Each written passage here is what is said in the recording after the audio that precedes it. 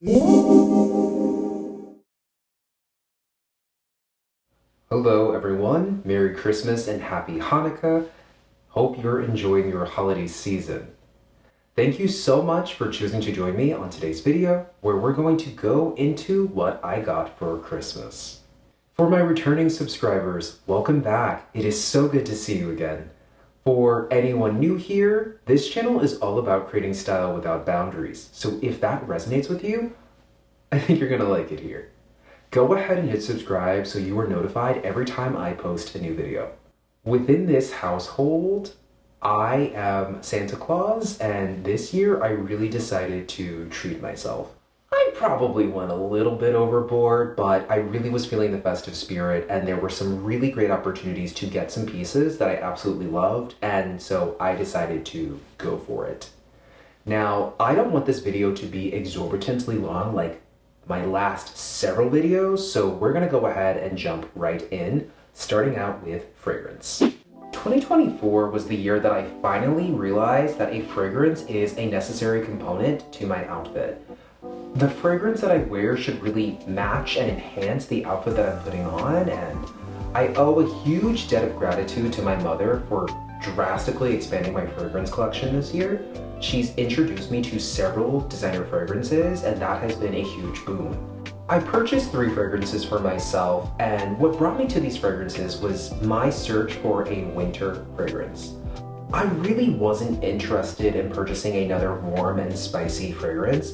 I've already got that covered with Tom Ford Tobacco Vanille, Jo Malone Ginger Biscuit, and Jo Malone's Golden Vetiver and Vanilla Intense. That gets a little bit boring after a while, and so I really wanted something a little bit different. So I knew I would have to turn to niche brands and niche fragrances to find something a little bit unorthodox.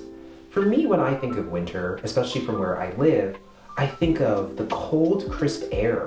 I think about the smell of the snow when it falls from the sky. I think of peppermint, and I'm like, I have to be able to find something like that. Well, on my hunt, I was brought to the fragrance that I'm most excited to talk about, which is Snowy Owl by Zoologist. Snowy Owl is such a beautifully complex fragrance. It has snow accord, mint, coconut, tonka, ambrette, oak moss, civet, musk. It is beautifully, beautifully complex. You put it on and it opens up very minty and then settles into something musky, warm, and slightly sweet. This is exactly what I envision when I think about a winter fragrance, and it almost feels as if I'm wearing the winter atmosphere as a scent. It's so beautiful.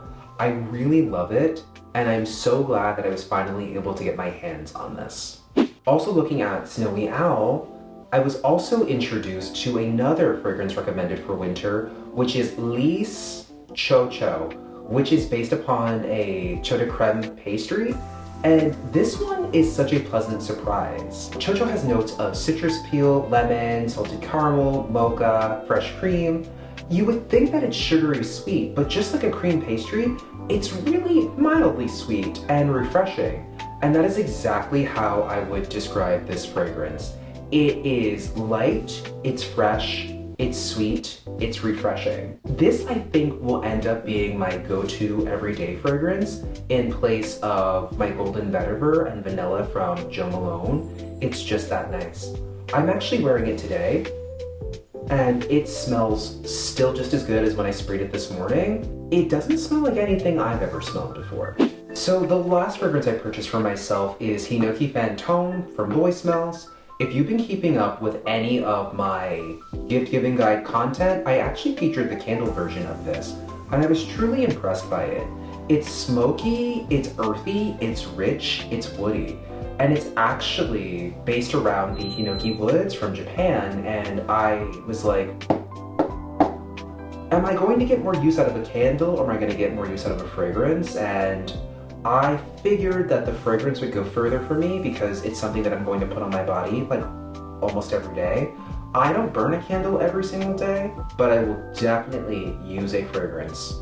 And so I actually purchased this from Blue Mercury, and I actually got it on sale. But for how good this smells, this is very reasonably priced. The two other fragrances were upwards of $150, whereas this regularly retails for $98. Earlier this year, I made a vow to myself that I would stop being so impulsive and getting distracted by fast fashion goodies. Instead, I really encouraged myself to invest in the brands and the pieces that were truly going to help me elevate my personal style instead of getting caught up in an of-the-moment piece. Junya Watanabe's design philosophy really speaks to me, where he takes the mundane and makes it extraordinary. And this top, to me, just screams magic. I love a good draped ethereal piece, and if you see here, the sleeves are actually connected to the top itself, so it gives just an interesting silhouette. I love the vibrant punchy color and the fact that there is some sheerness to it. I purchased this on Vestiaire Collective, and what I also really like about this piece is that it could really be something that came from 1998, or it could be something that we'll see on a runway in 2034, and these are the types of pieces that I feel are more worthwhile to invest in. They really don't have a shelf life, you know, for lack of a better term, and a draped ethereal piece like this is perfect for the more bohemian sense of my aesthetic.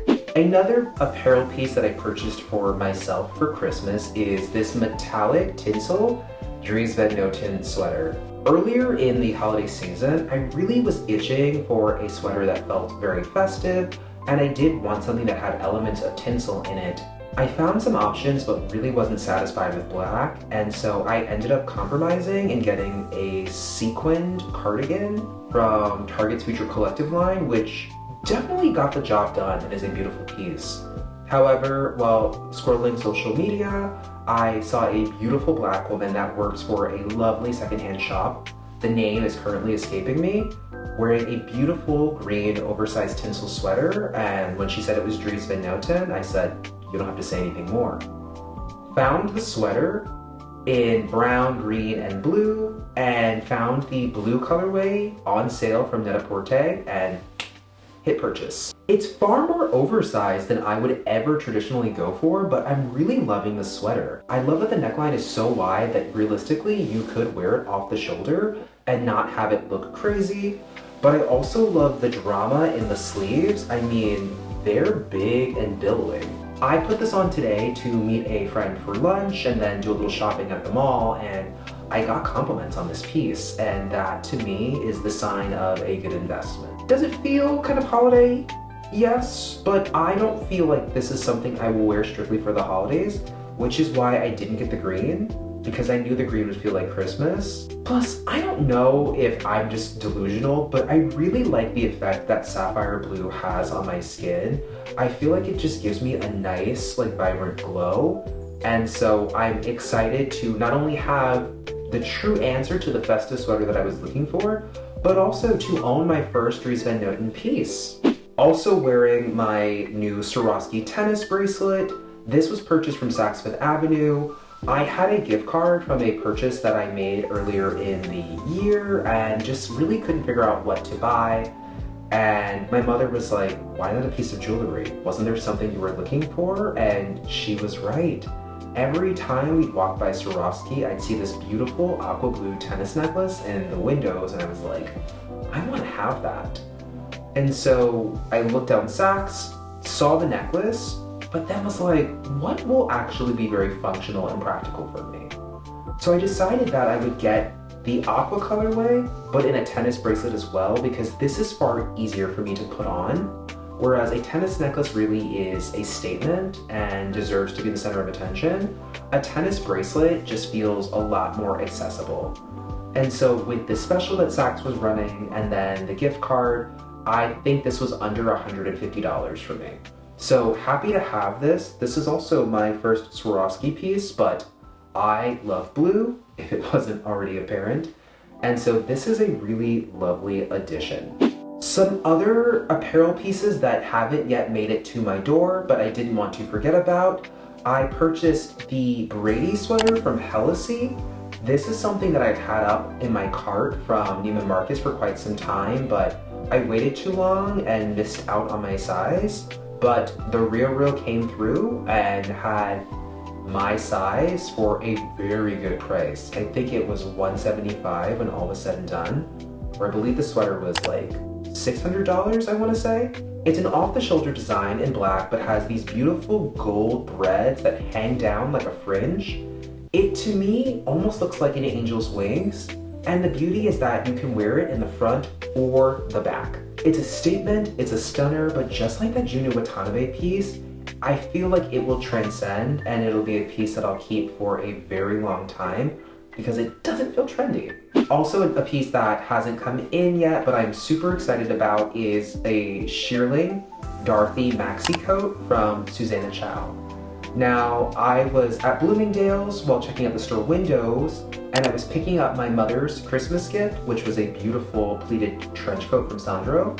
And right across from the register were these gorgeous navy suede shearling coats with black shearling trim. Stunning pieces, and I tried it on and was like, ooh, this makes me feel rich. But didn't want to make any purchases right then and there, especially because I was in the market for a Saxpot Foxy leather trench coat, and I thought I was going to go with that, but upon researching the brand Susanna Chow, I found that they had gorgeous options in both leather and suede finishes in a rainbow of colors, and I was like, I love the Saxpot design, but I knew I was going to have to go secondhand to get a color that I wanted, and I wasn't sure I was going to find a color, size, and price that all made sense for me. So I actually ended up reaching out to Susanna Chow to get some help. The team was wonderful, and with all of their help, I got a coat that I am super excited about. And I was lucky enough to catch the Boxing Day sale, so I even was able to save a bit of money. I don't want to say too much quite yet because I think it'll be a pleasant surprise, but check out the brand. I really love the pieces, and if you're interested in a stunning, shearling coat for the winter, it's a great option. Just make sure you size up. Also from Vestiaire Collective is my new vintage fox fur. I wanted a everyday fur option, and I really wasn't keen on doing faux fur, I wanted a new everyday fur option, and I wasn't super keen on doing faux fur just because, is plastic really good for the environment? No, it's not. And so I figured, even if I don't like what has to happen to the animals to get the fur, if I buy a vintage option, it's already been in existence. I'm not doing any additional harm.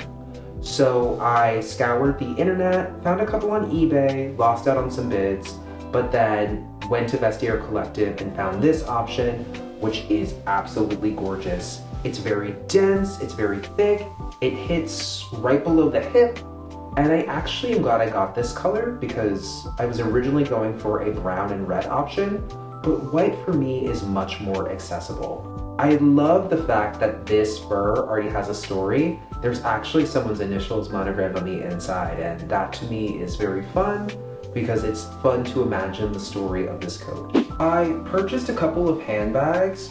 I've got one here with me. The other one is on pre-order and won't ship out until January.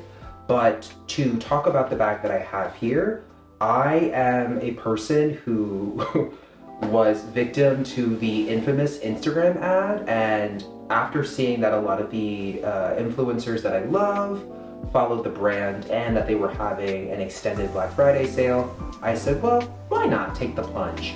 It's a beautiful architectural bag, and it does seem like something that you would gravitate towards anyway.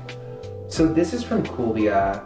It is based in China, I have later learned, and I believe Culia is a rebrand from another company. I'll put the name in the video for you guys, but tell me that this bag is not gorgeous. 100% genuine cowhide. This is the Aussie style. I love the sinuous curve of the bottom with the beautiful geometric ball detail, as well as the slight asymmetry in the metallic handle. It also comes with a crossbody strap and a pouch on the inside. I don't want to say too much on this because I'll probably do a more formal review on this later, but this bag was like $130 with a sale, and I'm like, for a sculptural piece like this, that's great. I like that it feels accessible and wearable for every day, but that it also has a bit of drama and visual interest.